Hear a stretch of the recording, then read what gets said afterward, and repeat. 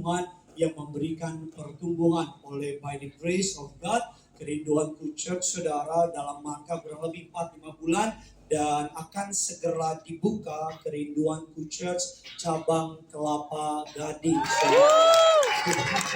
Jika lebih dasar dari tangannya, iklannya boleh tolong ditampilkan cabang Kelapa Gading, iklannya, iya mana iklannya, tolong dibantu, iya.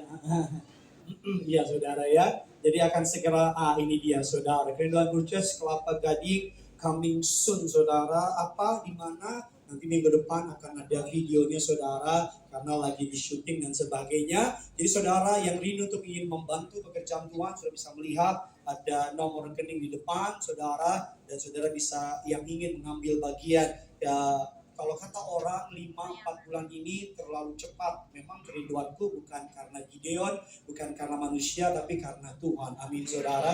Ada banyak sekali yang minta, Pak buka di sini, buka di sini, buka di sini. Bahkan ada banyak saudara, kalau saya Ustaz pendukung saya, ini ya dan tidak. Ada banyak pengusaha yang datang sama saya dan bilang, Pak buka dong di Batam, buka dong di sini. Kita percaya bahwa bukan sekedar buka saudara, tapi kita rindu agar jemaatnya bisa dimuridkan. Yang setuju bilang amin. Oleh karena itu jadi makanya kenapa Kelapa Gading? Karena teman seperjalanan saudara, grup komsel dari Kerinduanku Church itu paling bertumbuh, salah satunya di Kelapa Gading saudara. Itu kalau mau tepuk tangan dan apa saudara ya, kalau nggak peduli juga nggak apa saudara ya.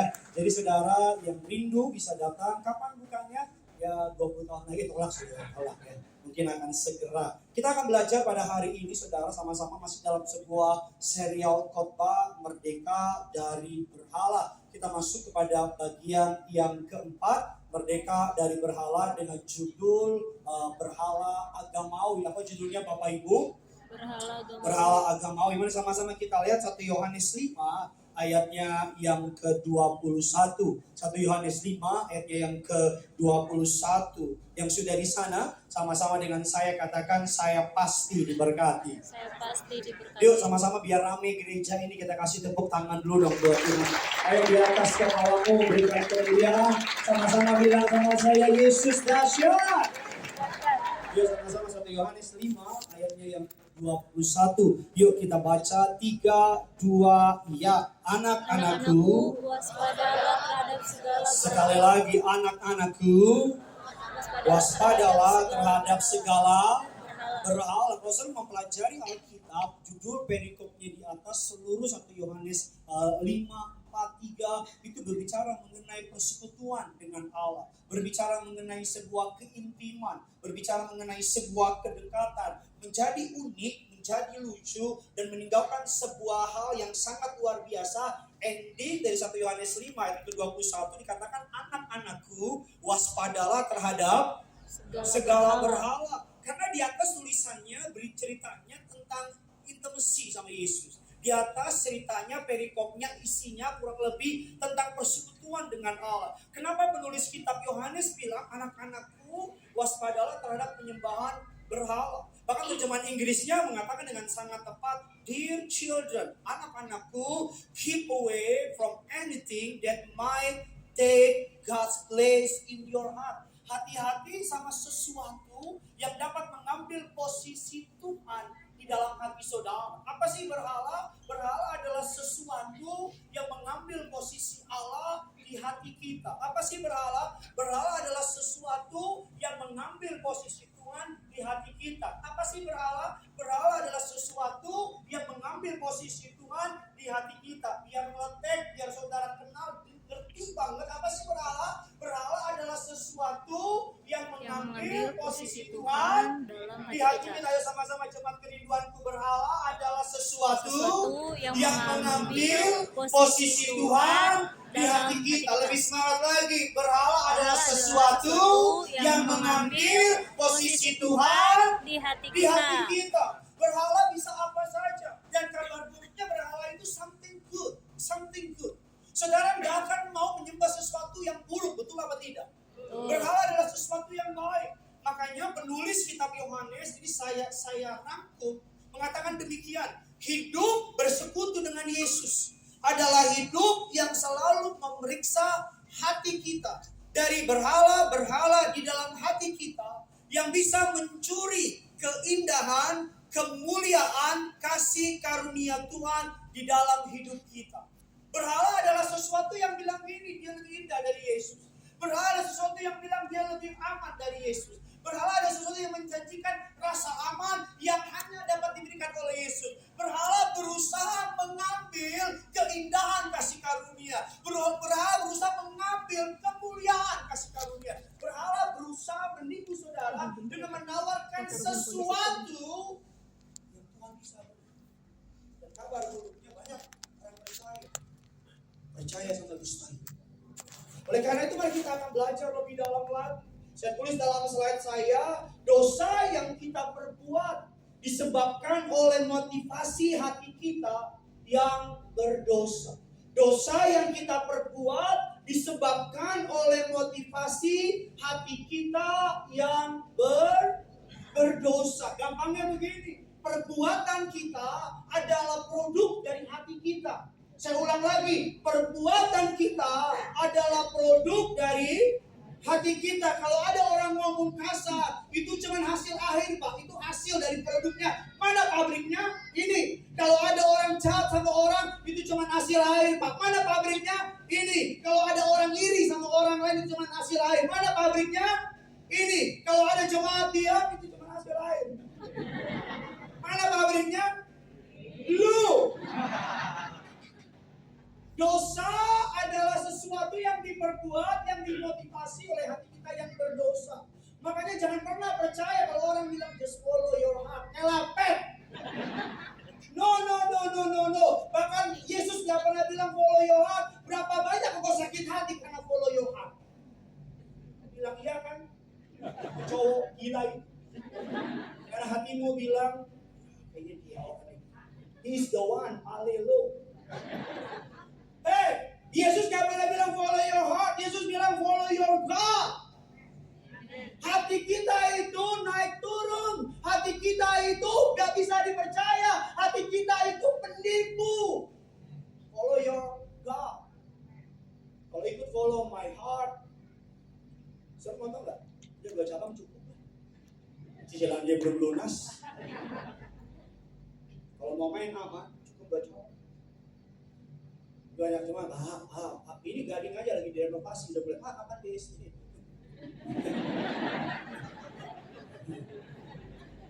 Kalau mau main aman, no, not follow your heart. Anak-anak muda, please. Kalau kau belum menikah dan ada cowok kau suka, atau kau suka ambil cowok, don't follow your heart. Follow your God. Karena hati kita suka menipu. Ayolah, saudara yang ngalamin penipuan dari hati, jujur aja. Bilang kiri kanan saudara, jangan ikuti hatimu. Tapi apa? Jangan ikuti hatimu. Bilang sama yang baru ngomong, ikuti Tuhan. Kan banyak orang gitu kan, gimana ya? Aku suka.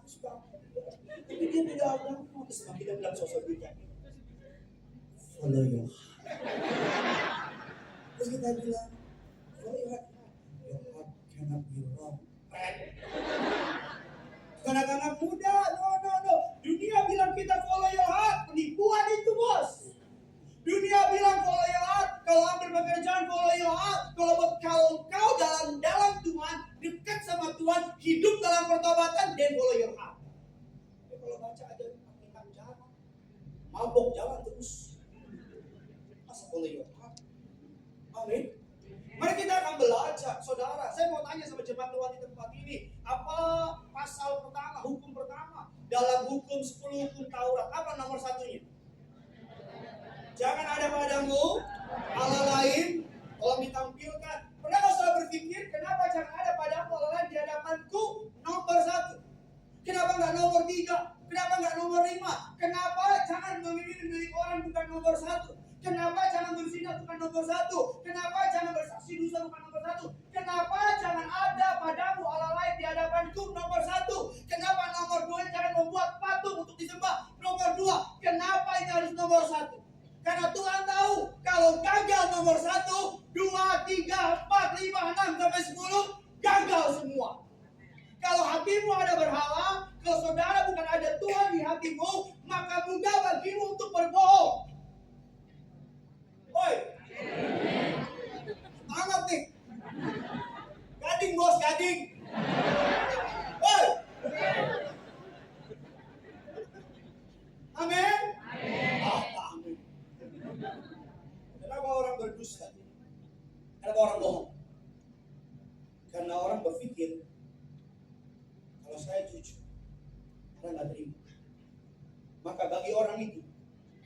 pendapat orang lebih penting dari pendapat dari Tuhan. Kenapa banyak orang menginginkan milik orang lain? Karena mereka berpikir Tuhan curang sama mereka, Tuhan lebih berkati si A daripada saya. Mereka pikir Tuhan dikasih. Kenapa banyak orang mohon maaf berzina? Karena mereka pikir rasa nyaman kalau dikasih badan, kalau have a sex, ada kenyamanan sejati. Kenapa jemaat pada diam? Mereka pikir, yuk kita kerjain video ya. Diam aja semakin khotbah. Amin. Berhala adalah sesuatu yang merupakan ciptaan yang dibesar-besarkan untuk berfungsi sebagai Tuhan. Berhala adalah sesuatu ciptaan yang dibesar-besarkan untuk berfungsi sebagai Tuhan. Berhala adalah sesuatu ciptaan yang dibesar-besarkan untuk berfungsi sebagai Tuhan. Karena manusia jatuh dalam dosa, tadi kita berkuasa atas segala ciptaan, sekarang ciptaan yang menguasai kita. Saya ulang lagi, karena kita jatuh dalam dosa, tadinya blueprint dari surga, rancangan dari surga, kita berkuasa atas ciptaan. Katakan amin. Tapi karena kita jatuh dalam dosa, ciptaan air macan air. Ciptaan yang berkuasa. Berhala adalah sesuatu ciptaan yang dibesar-besarkan untuk berfungsi sebagai apa? Sebagai kabar buruknya berhala ada segala sesuatu yang baik. Kerja baik nggak? Bisa jadi berhala nggak? Punya toko baik nggak? Bisa jadi berhala. Anak baik nggak? Bisa jadi berhala nggak? Pelayanan baik nggak? Bisa jadi berhala nggak? Gideon baik nggak? Jangan jadi berhala. Gideon baik, tapi bisa jadi. Saya akan kasih sama saudara 3 tahapan orang tanpa sadar tiba-tiba berhala. Saudara yang baru datang hari ini, saya bilang, kita Kristen. Saya pakai salib putih, bahkan salib gereja saya bawa. Udah kapan itu? Berhala adalah berhala zaman dulu, patung, sesajen, dan hal-hal yang bisnis. Berhala zaman sekarang, segala sesuatu bisa jadi berhala. Sama-sama bilang sama saya, segala sesuatu bisa jadi berhala. Pendeta bisa jadi berhala nggak? Banget. Tapi pertanyaan saya, ada nggak pendeta di neraka? Semangat aja dong. Ada. Well, ada nggak di neraka? Choir, pemusik, paling banyak kayaknya itu. Jangan-jangan di neraka ada gereja. Gereja cabang neraka. Kumpulan orang-orang yang nggak diselamatkan. Nah, mari kita akan belajar 3 tahapan berhala. Apa tahapan berhala? Tahapan yang pertama dimulai dari sesuatu yang baik. Berhala adalah sesuatu yang baik. Pekerjaan baik, pelayanan baik. Ada orang dulu sebelum jadi jemaat, sebelum jadi pekerja, cinta Tuhan, cari Tuhan. Udah mulai pelayanan malah gak deket sama Tuhan. Halo? Ada orang dulu ketika miskin, saudara, tiap hari ke gereja. Ada ibadah 5 sesi, 5-5-nya ke gereja. Ibadah doa semalaman sampai suntuk dia di gereja. Nah, hari Sabtu pemberkatan nikah, yang nikah kenal juga enggak, dia datang. Halo? Tapi kira udah banyak duit. Langsung lupa sama Tuhan. Semua dimulai dari tahapan apa? Baik, dari baik, karena terlalu kita kasihi, terlalu kita sayangi, terlalu kita hargai, terlalu kita cintai, terlalu kita rawat. Dari baik jadi apa? Woi, utama. Saudara yang baru datang, saya bukan pendeta marah-marah, percaya. Saya pendeta yang penuh kasih, shalom. Datang di Green Valley Church, senang jumpa kamu. Woi, mantap nggak bisa lain. Dari baik jadi apa? Dan di level ini, level berikutnya dari utama jadi pelayanan tadinya baik. Tapi ada orang pelayanan. Di luar hebat, di rumah hancur. Buat apa? Halo? Ada orang, wah sukses, manajer, senior manajer, raja segala manajer. Manajer di atas manajer, Tuhan yang manajer. Kaya raya terkenal sampai gitu. Anda bilang, hai om.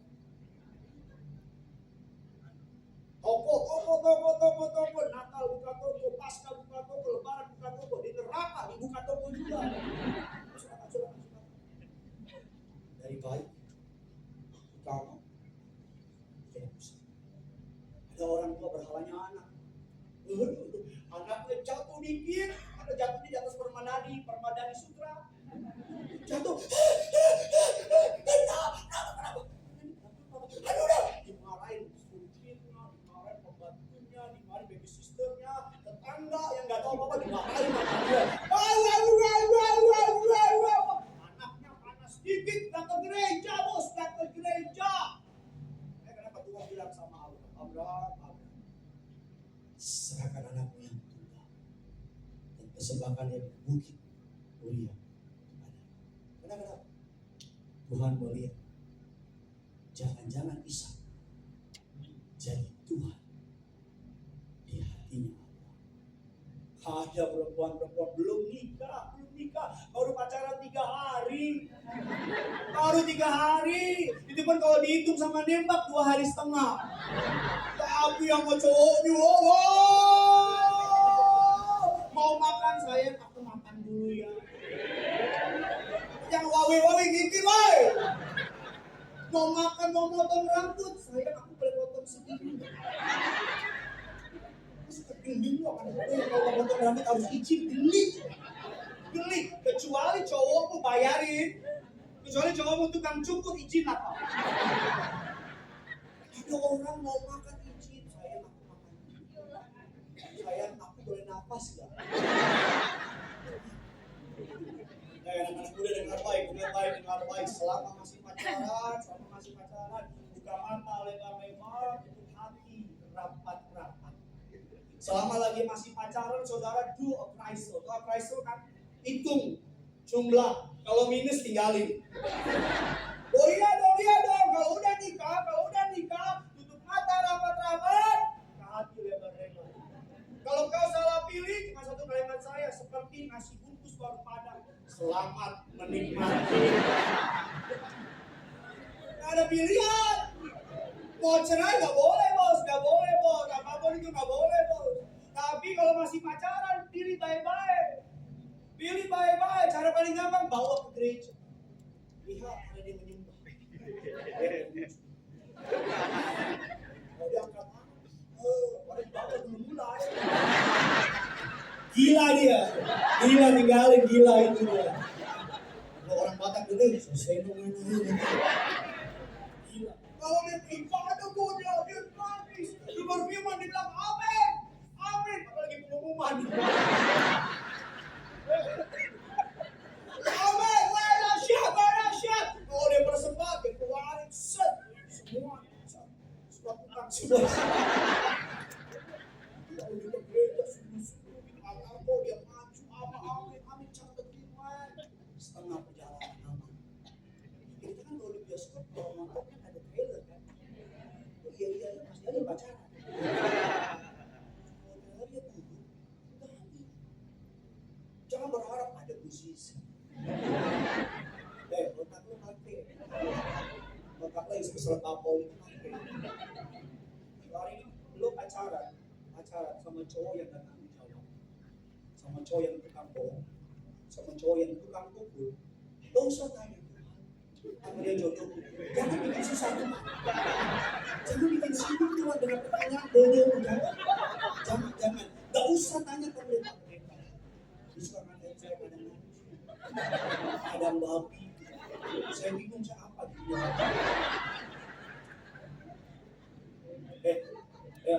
Soalnya ketika kami bilang, otak dipakai, bilang otak. Saya bilang otak dipakai, bilang. Gak pendeta yang suruh bilang otak dipakai, bilang. Kalau kau sudah nikah ya, ya sama, enjoy ya. Kalau udah nggak kuat, tangan-tangannya udah keluar. Tim Keller dalam bukunya Counterfeit God menulis ada 2 macam berhala dalam hidup berhala permukaan, dan berhala akar. Berhala permukaan adalah uang, karir, keluarga, pasangan, pelayan, penampilan. Berhala akar adalah kuasa, kontrol, penerimaan, dan kenyamanan. Contoh uang. Kita tuh bukan kejar uang, tapi kita kejar sesuatu yang ditawarkan oleh uang. Betul apa tidak? Sebagai contoh, saya tes jemaat Aksa Kuningan jam 5 sore ini. Kalau saudara semua pilihan A, saya kasih seluruh jemaat Aksa Kuningan 100 miliar. Cepat-cepat bilang amin. Mau nggak? Mau, semua pasti mau. Pilihan B, saya kasih seluruh jemaat Aksa 10 juta. Pilih yang mana? Gak usah pura-pura. Ini deh. Pasti apa? A. Kalau pertanyaannya saya tambah 100 miliar, tapi saudara nggak boleh kemana-mana. Uangnya saudara harus pegang di kamar seumur hidupmu. Kau nggak boleh kemana-mana. 10 juta kau boleh pakai uang itu. Kau pilih yang mana? 10 juta. Kenapa? Karena uang yang kita kejar bukan uang.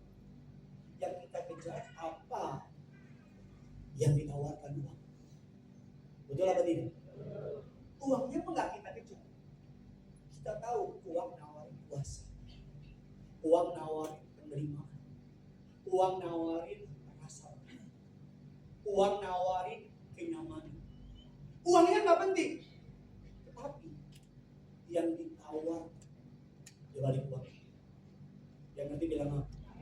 Ketika orang mohon maaf sebab perbuatan kita, pusatnya apa? Hati kita. Diproduksi di mana? Ketika ada, mohon maaf, ada anak perempuan kasih badannya sama laki-laki yang belum dia nikah. Anak itu bukan cari seks. Seks cuma berhala. Apa akarnya? Penerimaan. Dia berpikir kalau saya kasih badan saya cinta. Yang dikejar sama perempuan itu bukan seks, tapi rasa sayang. Ketika ada anak laki-laki masturbasi, onani, nonton blue film, yang dikejar bukan onaninya, bukan masturbasinya, karena itu semua cuma permukaan. Itu semua cuma di awal, semuanya diproduksi. Kenapa mereka masturbasi? Kenapa mereka blue film? Kenapa mereka onani? Karena yang dikejar adalah laki-laki selalu cerita rasa. Saya tahu dari diam saudara, kenapnya sampai di hati. Karena yang dikejar berhala permukaan. Jadi berhala adalah apa yang kita tempatkan sebagai Tuhan. Dan kita mendapatkan kepuasan serta kita pikir menjadi sumber identitas kita. Berhala adalah apa yang kita tempatkan sebagai Tuhan. Dan kita mendapatkan kepuasan serta kita pikir itu menjadi sumber identitas. Kenapa orang berhala permukaannya uang? Karena uang memberikan rasa aman. Kita pikir kalau punya uang aman. Kenapa orang berhalanya uang? Karena uang memberikan rasa nyaman. Kalau punya uang, coba punya uang. Gue kan bisa begini. Karena uang menawarkan rasa penerimaan. Kalau gue kaya, pasti teman-teman gue terima. Kenapa banyak orang suka traktir? Karena dipikir kalau bertraktir, orang mau. Saya ketemu sama di sini. Jadi saya suatu hari pergi honeymoon sama istri saya. Kami honeymoon ke London. Ini bukan sombong, bukan kota wisata. Kan juga ada tuh Frankfurt gitu. Kami honeymoon ke London. Dan dalam perjalanan ke London, saudara naik pesawat BUMN Indonesia. Kebetulan ada kapten pilotnya sekarang ada di balik tempat itu. Dia bilang sama saya, bro, ke ini ya, begini gitu. Oh iya. Kebetulan gue tahu sebelahnya, gue kasih upgrade kelas bisnis. Pertanyaan pertama yang saya tanya adalah bayar apa enggak? Itu yang paling penting dari semua pertanyaan. Dia bilang aman bro, aman, semua aman, udah upgrade free, gratis. Langsung upgrade setinggi-tingginya, upgrade seluas-luasnya. Mulai di upgrade naik kelas bisnis. Saudara yang tahu Jakarta, London, kelas bisnis. Sebelum saya beli tiketnya, saya bilang sama istri saya nggak namanya honeymoon, naik kelas bisnis. Pas lihat harganya, Bilang sama istri saya, memang ku mencintai, tapi tak begini. Mahal kok, mahal. Jadi ya udah naik pesawat, pas bisnis gua duduk di depan. Nah, pas bisnis duduk orang pada lewat kan. Itu orang kan ngelihat kita duduk kayak gini kan, ngelihat dia dengan perasaan mupeng gitu. Ya saya kan pura-pura buka majalah karena saya nggak ngerti sih. Orang lewat terus ada pramugari bilang, Bapak boleh saya tawarin ini, mau wine atau mau soft drink? Saya bilang wine. Mau yang white atau red? Campur. Kalau boleh campur. Merah putih Indonesia ya, orang campur. Orang lewat, saya merasa bisnis kok. Bapak mau makan apa? Ini semua yang di kulkas keluar. Ada semua di sini. Kenapa? Selesai mendarat pesawat, bilang bisnis mohon keluar terlebih dahulu. Wih, keluar, set dibuka, set. Pramugari itu tahu mana ekonomi mana bisnis, tahu. Kalau yang ekonomi dia bilang, ya kalau bisnis kadang-kadang sampai bawa tangga dia.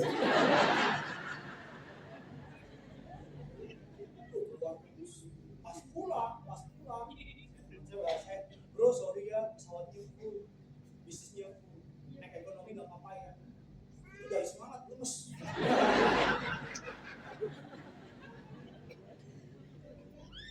Kenapa? Karena saya menempatkan sukacita saya. Saya gantungkan berharganya saya taruh siapa saya di kelas bisnis. Kalau naik pesawat kelas bisnis, saya udah tahu deh orang selatan, boarding passnya, sampingnya white, kelas bisnis sosok itu bikin setengah. Tapi tetap kelihatan bisnis kelas setengah, upgrade foto. Update status, holiday with family, #thanks God. Terus orang bilang, gila lu kalau mau bisnis, kok lu tahu sih gua udah tutupin, lapet. Lu penipu. Oh sekarang lebih canggih lagi, gaya flexing lebih canggih lagi, gak di-upgrade, dia punya boarding pass, tapi kelas itu lagi bonus. Lu di kelas apa bisnis ya? Lu tahu? Lu cuma gua duduknya. Dari gitu. Kalau liburan ke Eropa, waduh bisa sulit kecil. Kalau liburan ke Sukabumi nggak pernah ada set. Banyak dari kita kalau nginep di hotel bintang 5, udah hafal, saya udah hafal. Bangun pagi buka jendela. View from my room.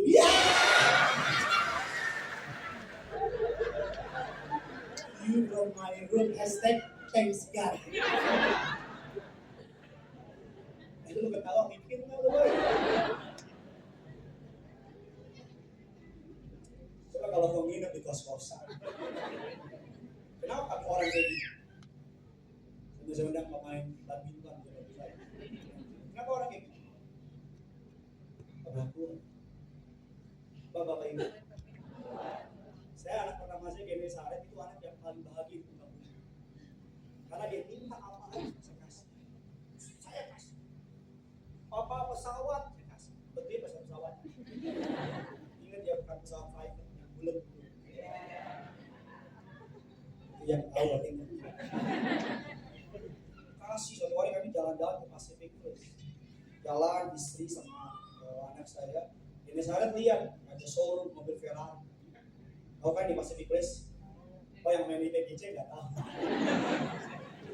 Tidak mungkin ini PGC kayaknya. Ada showroom Ferrari.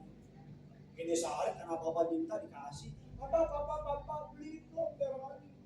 Mama warna merah, papa warna kuning, Gene warna hitam. Beli ayo masuk. Jangan. Saya bilang mau bayar pinjol tuh kawan. Hari hari gini minta apa? Saya kasih. Mainannya di rumah bapak ibu saya bertanya sama keluarga saya. Full, penuh mainan. Suatu hari ketika dia beli barang, saya kasih. Saya bilang, kan dia udah punya, kenapa dikasih lagi? Enggak lah, sama anak sendiri lah. Buat apa cari uang capek-capek buat anak? Biasanya kalau ngomong pelan, tapi tenang. Saya ngomong gini. Kenapa dikasih terus kayak gini? Karena bukan namanya anak sendiri. Waktu kecil nggak bisa. Waktu kecil nggak dapet. Makanya ketika punya uang, anak minta apa aja dikasih. Sebenarnya kamu ngasih buat dia atau buat kamu? Apaan sih? Orang kalau hatinya ada berhala, ketika berhalanya diusir, marah. Enggak lah gini. Pas dia pergi,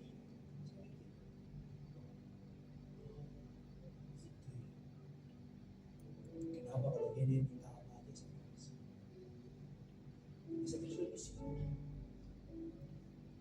Ada tanpa sadar ada penerimaan yang saya cari. Ada rasa berharga itu. Jadi ketika anak saya minta, saya bukan kasih buat dia. Sesungguhnya saya kasih sama diri saya. Makanya ada banyak orang mohon maaf. Agama memodifikasi perilaku. Itu agama. Makanya kalau ada dosa, ada kesalahan yang dipotong buahnya, itu agama. Yang dipotong apa? Buahnya. Walaupun buahnya dipotong, pertanyaan saya, bakal tumbuh lagi nggak? Harus diganggu buah. Makanya ada orang, itu pacaran dia baik sama kita. Kok waktu kita ngaco sih? Karena buahnya. Agama memodifikasi perilaku, tapi kekristenan mengubah. Amin. Saudara, makanya manusia mereka jangan samain agama sama kekristenan. No, beda jauh bos.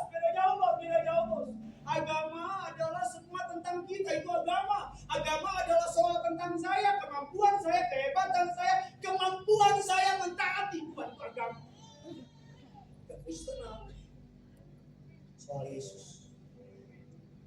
Makanya kalau kita belajar tentang yang namanya roh agamawi adalah praktek yang berfokus pada hal-hal eksternal, tetapi tidak pada hal-hal internal. Praktek ini melatih kita untuk taat, tapi bukan sebagai ekspresi iman. Ambilkan gambarnya. Agama mengajarkan kita taat. Konformitas. Apa itu? Berbuat baik to get something from God. Berbuat baik, memberi persembahan supaya Tuhan memberkati, berbuat baik, pokoknya segala sesuatu transaksional itu agama. Agama adalah ketaatan. Didorong mendapatkan sesuatu. Yang kau ingini adalah berkatnya, bukan Tuhannya. Yang kau ingini adalah saudara ingin mendapatkan sesuatu dari Tuhan, itu agama. Banyak orang ingin mendapatkan sesuatu dari Tuhan dengan berusaha menyokong Tuhan dengan perbuatan baik. Don't get me wrong. Perbuatan baik itu nggak salah, tapi kalau kita terus, makanya gak heran orang kalau pelayanan tapi punya mental agamawi, ketika hal buruk terjadi sama dia dikomplain sama Tuhan. Betul atau tidak? Saya kan udah pelayanan Tuhan, kok Tuhan izinin begini? Tuhan bilang, what? Walaupun kamu gak pelayan, aku bisa suruh batu-batu untuk pelayanan. Makanya orang agamawi kalau udah kasih persembahan sama Tuhan, kalau ekonominya nggak maju, dia bilang, oh Tuhan, tidak kau ingat, aku yang bangun gereja itu. Dan Tuhan bilang, dari mana kau dapat uang? Hari-hari ini ada banyak kita nggak bisa bedain agama dan kekristenan. Kita pikir Tuhan kita sama dengan Tuhan agama lain. Kita pikir Tuhan kita kalau kita telat kasih sesuatu sama Tuhan, dia Tuhan kita kayak preman yang kalau tak tiket dikotok rumah kita, bayar. Saudara akan pernah dengar mimbar gereja kerinduan Tuhan. Saudara akan pernah dengar saudara dipaksa persembahkan sesuatu, never. Ada dua anak dalam kisah anak yang hilang, yang sulung dan yang bungsu. Dua-duanya punya metode yang berbeda. Yang satu minta harta, yang kedua berusaha tahu. Tapi dua-duanya tujuannya sama. Apa Bapak Ibu? harta bapaknya. Dua-duanya tujuannya apa? Sama. Apa Bapak Ibu? Harta bapaknya. Yang satu minta, yang satu pura-pura taat. Ketika dilihat adik yang dapat, jadi nggak dikasih dibilang, woi, nggak disodorin sama bapaknya. Seluruh perbuatan baik. Itu agak. Tapi orang yang di dalam anugerah taat, respon ini. Iblis selalu begini, dengar baik. Iblis selalu begini. Kamu harus ini supaya Tuhan kasih ini. Kalau kamu gak gini, Tuhan akan begini. Oh, kamu gini sih, maka Tuhan. Jadi kita pikir Tuhan itu Tuhan yang ya udah gitu berdasarkan kita. Kalau Tuhan kayak gitu, udah lama kita semua mati. Betul apa tidak? Udah lama kita semua apa?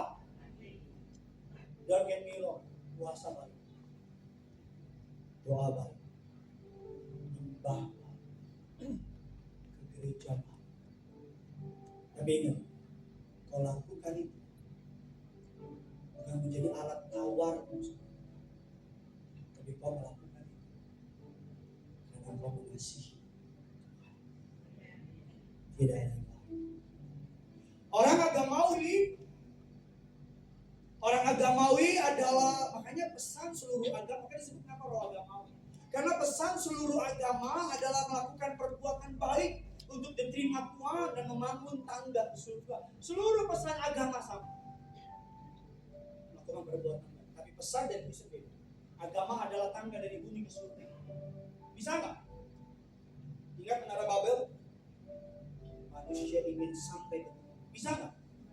Bisa, itu agama. Apa kekristenan? Tangga dari surga turun. Amin. Agama manusia, kekristenan Tuhan. Bu, jangan salah paham, jangan gagal paham, jangan samain agama sama Yesus. Beda. Sama-sama bilang sama saya, beda. Sama-sama bilang sama saya, kekristenan tidak sama dengan seluruh kepercayaan di muka bumi. Kekristenan satu-satunya kepercayaan yang memberitahukan kepada saya, Yesus sangat mengasihi saya. Yang percaya kasih tepuk tangan dulu yang luar biasa. Makanya orang agamawi adalah orang yang membersihkan jendela tapi melewati pemandangan. Saya ngerti maksud saya? Orang agamawi adalah orang yang sibuk ngelapin semua. Bahkan dia sebelum pas ngelapin jendelanya, dia ngeliatin jendela orang. Padahal di luar ada pemandangan. Orang agamawi adalah orang yang sibuk berusaha mentaati Tuhan dengan kekuatannya, tapi melewati keindahan. Orang agamawi adalah orang yang berusaha mentaati dengan kekuatannya, tapi kehilangan kesempatan menikmati keindahan. Ingat kisahnya di Alkitab, Maria dan Marta. Kita bilang Marta sibuk melayani, Marta koprol, gelantungan, jual token, jual pulsa, makan Marta judi online.